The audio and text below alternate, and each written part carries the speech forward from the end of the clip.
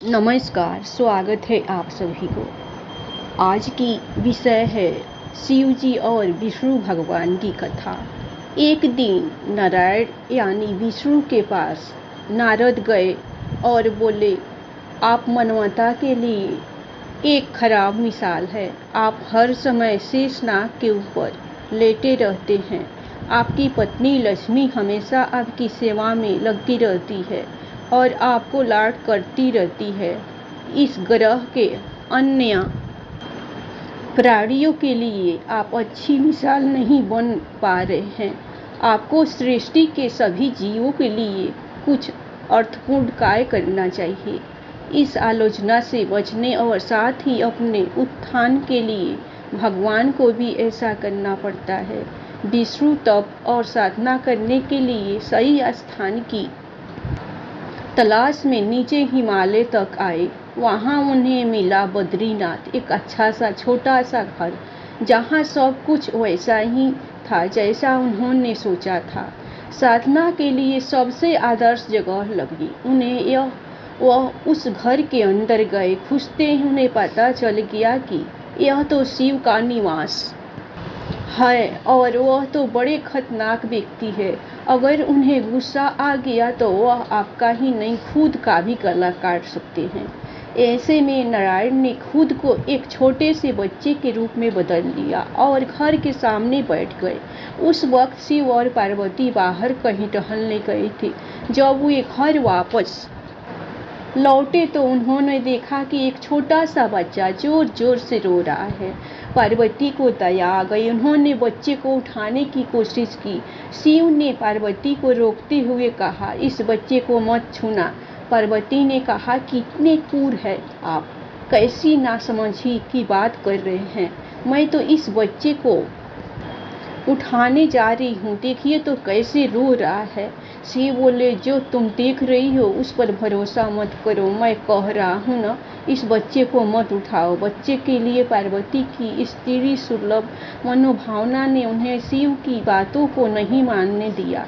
उन्होंने कहा, आप कुछ भी कहें, मुझे कोई फर्क नहीं पड़ता। मेरे अंदर ही माँ बच्चे को इस तरह रोते नहीं देख सकती। मैं तो इस बच्चे को जरूर उठाऊंगी। और यह कहकर उन्होंने बच्चे को उठाकर अपनी गोद में ले लिया।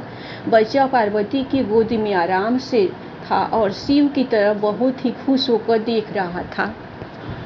शिव इसका नतीजा जानते थे, लेकिन करे तो क्या करे, इसीलिए उन्होंने कहा, ठीक है, चलो देखते हैं क्या होता है। पार्वती ने बच्चे को खिला पिलाकर चुप किया और वहीं घर पर छोड़कर खुद शिव के साथ गर्म पानी से स्नान करने के लिए बाहर चली गई। वहां पर गर्म पानी के कुंड है। उसी कुंड पर स्नान के लिए शिव पार्वती चले गए। लौट कर आए तो देखा कि घर अंदर से बंद था। शिव तो जानते ही थे कि ये अब खेल शुरू हो गया है। पार्वती हैरान थे कि आखिर दरवाजा किसने बंद किया। शिव बोले, मैंने कहा था ना, इस बच्चे को मत उठाना। तुम बच्चे को घर के अंदर लाई और अब उसने अंदर से दरवाजा बंद कर लिया है।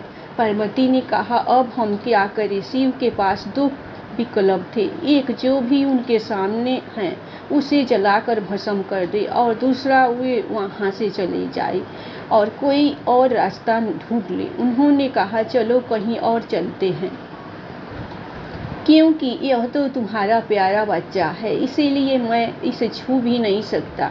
मैं सब कुछ नहीं कर सकता, अब कुछ नहीं कर सकता। चलो कहीं और चलते हैं। इस तरह शिव और पार्वती को अवैध तरीके से वहां से निष्कासित कर दिया गया। वे दूसरी जगह तलाश करने के लिए पैदल ही निकल पड़े। दरअसल बद्रीनाथ और केदारनाथ के बीच एक चोटी से दूसरी चोटी के बीच सिर्फ 10 किलोमीटर की दूरी है। आखिर में वह केदार में बस गए और इस तरह शिव ने अपना खुद का घर खो दिया।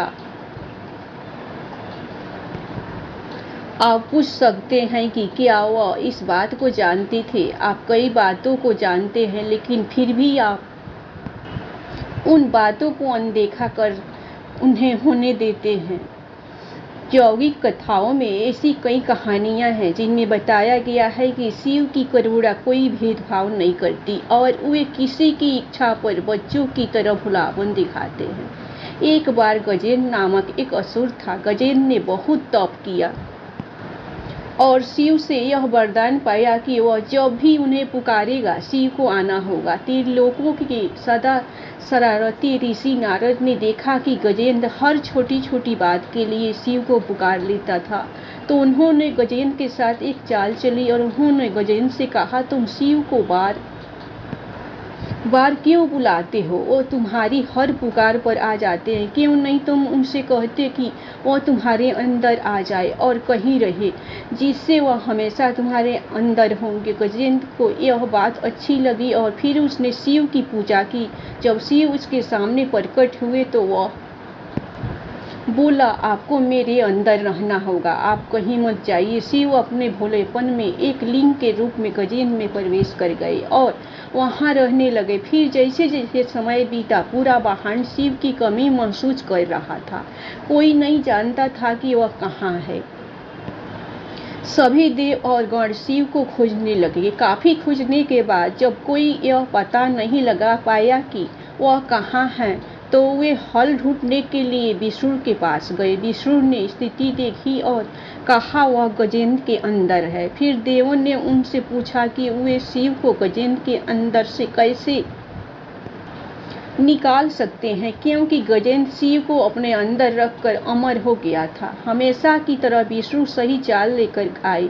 देवगण शिव भक्तों का रूप धरकर गजेंद्र के राज में आए और बहुत भक्ति के साथ शिव का स्तुति गान करने लगे। शिव का महान भक्त होने के कारण गजेंद्र